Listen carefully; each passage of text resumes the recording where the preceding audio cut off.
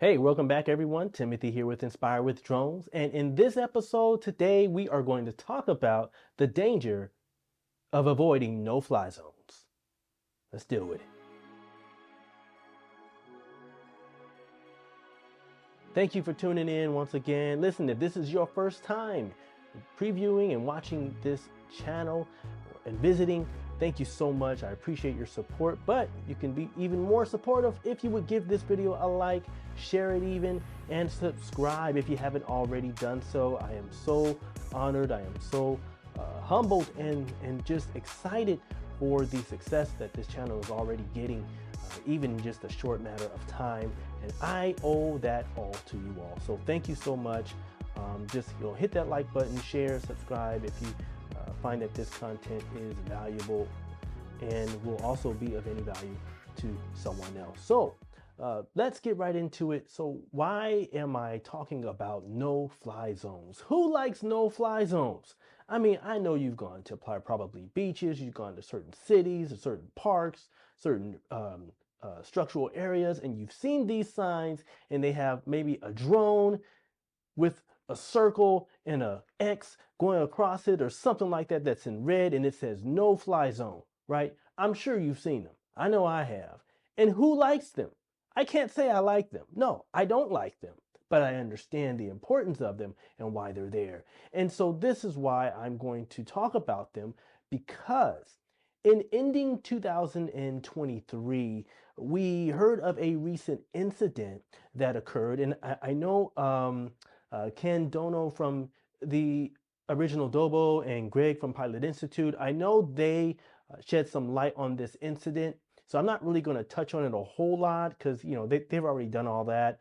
But this is what inspired me to talk about this topic, this subject here. You see, someone, and I'm not going to mention his name, he came from Canada into the US to Washington, D.C., and he took his FPV drone or took his drone in general and decided to take it down the National Monument. Yeah, down the National Monument. Now, if you've never been to Washington, D.C., let me tell you, I've been there before, and just right off the bat, I mean, they have like a permanent TFR there. It is a no-go. You cannot just fly your drone there just because you want to fly. You can try a loft all you want. Nope. It is not going to allow you to have the authorization to just fly there. Granted, you go through proper protocols and you get your waivers, permits, and you really show that you have a legitimate reason and purpose for being there and needing to fly. Besides that, you might as well just consider that a no, because it's not going to happen. I visited the National Monument personally. I think it was like in 2018. And man, I tell you, it was amazing. I even toured it. I went all the way to the top. I could see the whole city, the whole state. It's great. It was a great experience for me. And at that time, I really wasn't pursuing my Part 107 just yet, though I had, I believe, my first drone, which was the DJI Mavic Pro. I knew it was just common sense. I was like, nah, I can't fly here. But the fact that someone did, the fact that someone pulled that off, who knows what may come down the line as a result of one man's actions. And so that's why I feel the need as a certified drone pilot to do whatever I can to nip these urges in the butt because I realize there are two different types of drone pilots, all right? Number one is the one who is, they are fresh into this space with no knowledge of any of the rules or regulations and ordinances and things of that nature. They don't know. They're just excited. They got a drone for the first time and they want to go and fly. Then there's the other type of drone pilot. That's the person who just doesn't care. They don't care what you got to say about, Part 107, about the FAA and the different airspace rules and regulations and ordinances that are things that are in place. They can care less. So do I feel I'm going to reach those individuals by this video? Not necessarily. But my end goal, my target audience here, is really the newbie, the one who is coming into this space for the first time. And there's a lot of information, and here it is. You can listen to this video and get some basic information of what you need to know when you may come in close proximity to an area or a structure, or a infrastructure, and you see a sign and it says no fly zone. Or you may not even see a sign, but maybe you're getting ready to take off and you're like, my drone doesn't take off. Like, why? There's a reason for that. I want to cover that because I remember going through a situation where my drone wouldn't take off because I was in a no-fly zone. And based on the technology, geofencing, it prevented me from doing just that. So I know I said a lot there, but again, this is the reason as to why I am coming out with this video here. So when we're dealing with no-fly zones, let's kind of open up and kind of talk about what they are and kind of shape the understanding of why they're in place and what they're served to do. Okay, so no-fly zones, understanding no-fly zones, and I have some notes I'm just gonna go off on here, and all of this will be in my blog post that you can also check out as well. If you haven't visited my forum column or my column page at thedroningcompany.com, I encourage you to visit that space. It's called the Drone Zone, and I'm excited because I am joining the team and I'm doing some new things along with the Droning Company. So here we go. No-fly zones are designated areas where drone flights are restricted or prohibited due to safety and security concerns, right? These areas typically include anything from like airports, military installations, government buildings, and other sensitive locations. Again, mind you, the gentleman flew his drone down a national monument, which is considered a government building. It's a government structure. So these are things that we're not supposed to just be able to do, which is why we have what we call no-fly zones in place. And ignoring these restrictions poses serious risk to both the drone operator and the public. All right. So let's deal with the legal implications of ignoring no-fly zones. So one of the primary reasons for respecting no-fly zones is the legal consequences associated with violations. What do I mean by that? Well, see, drone operators are required to follow regulations set by the aviation authorities, in this case, the FAA, and breaching no-fly zones can result in severe penalties, including anything from fines and legal actions. And so understanding the legal framework is crucial to being a responsible drone pilot, and this extends not just to myself, but to everyone who's in this space. All right, so now let's talk about airspace safety and collision risk. No-fly zones are established to safeguard airspace and prevent collisions between drones and manned aircraft. Ignoring these restrictions increases the risk of accidents, potentially leading to catastrophic consequences. And so, now this, what I'm about to mention has nothing to do with anyone avoiding a no-fly zone. It has nothing to do with this because there was a recent incident between a drone and a manned aircraft. In this case, it was a helicopter. I believe got the city or state. I think it was Florida somewhere. And this is on YouTube too. There's other YouTubers who've made videos about this. But though it's being said that the drone pilot is more so in the wrong here, he had authorization to fly where he was flying. So it wasn't like he just had his drone up. It wasn't like he was just flying illegally or without proper authorization. No, his incident basically occurred because at that one split second, at that one split moment, when his eyes were not on the drone at that time, somehow a helicopter hit the drone, came into contact with the drone. So, but at the end of the day, what I'm trying to say here is, even though that had nothing to do with anyone ignoring no-fly zones, yet we have incidents, we have collisions, and we want to make sure that we understand why it is that we have no-fly zones in place so that we can mitigate collisions, so that we can mitigate other incidents and accidents between drones and manned aircraft. Because no one wants to be in an accident. I know I don't.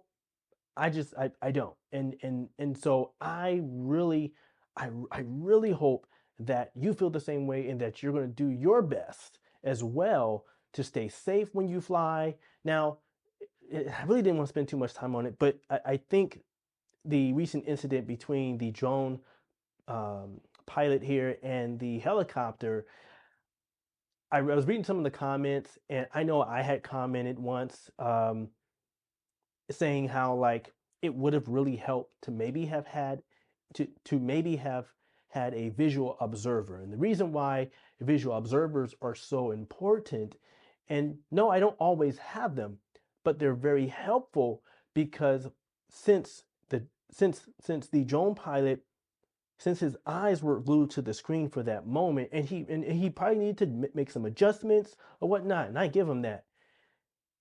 If he had a visual observer, that visual observer could have been his eyes and ears and could have been on the lookout and may have spotted that helicopter just in time to alert the pilot, hey, descend. Hey, there's a helicopter coming, coming right at you. You may want to go up. You may want to bring the drone down a little bit because he's kind of low and he's coming quick.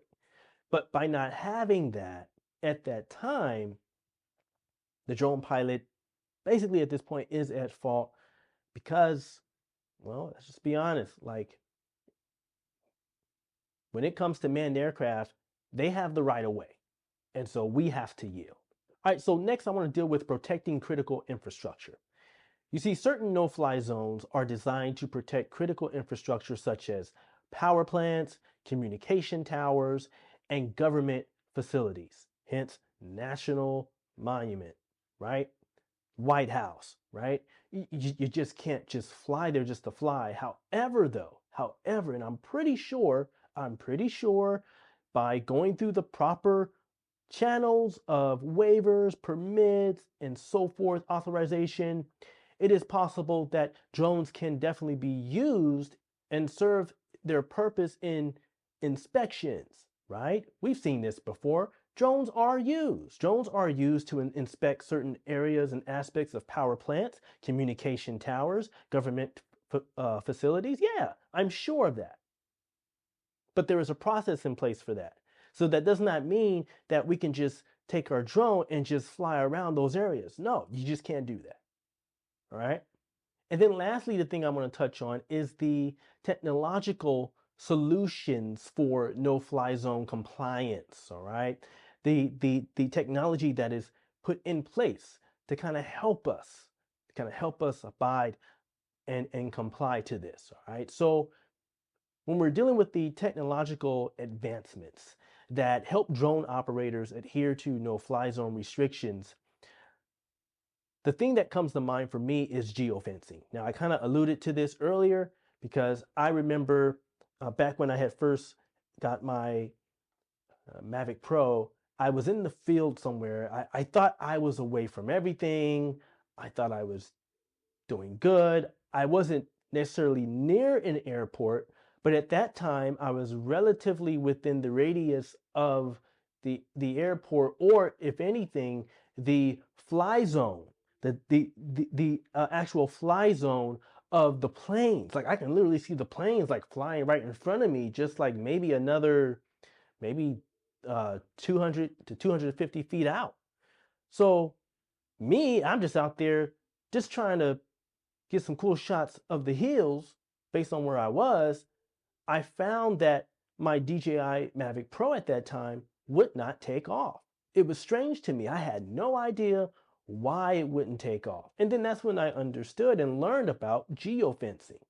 So geofencing basically uses GPS coordinates to prevent drones from entering prohibited areas. So that's why my drone wouldn't take off, because as soon as it recognized that it was in a prohibited area, it's like, nah, homie, we ain't going nowhere today. And on top of that, I'm gonna do you a favor and I'm just gonna sit right here and not take off. So, the technology today is so advanced, and if we would learn to kind of embrace it, understand it, and use it to our advantage, it can help us. It can really help us and keep us out of a lot of issues and situations that, otherwise, if we didn't have it, we might find ourselves in a pretty serious situation, especially if there was an incident, especially if there was some kind of collision of some sort. So that's just a brief overview of some of the topics that are in my blog here.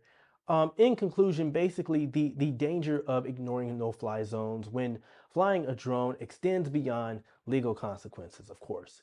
It encompasses potential threats to airspace safety, privacy violations, and has negative implications for the entire drone community. So as drone technology continues to evolve, it is imperative for operators to prioritize responsible flying. So respect no-fly zones and contribute to the overall safety and positive image of the drone industry.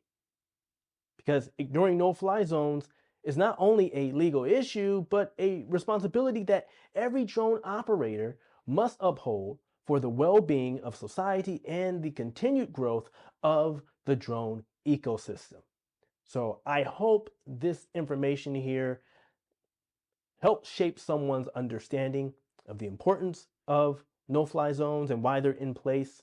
When you open up your app, your Aloft app, or your Before You Fly app, or whichever app that you're using, and it lets you know, and it tells you that this area is prohibited, that this area is a no-fly zone, that you cannot take off here. Understand that that information is there to help you be responsible, to help you do the right thing.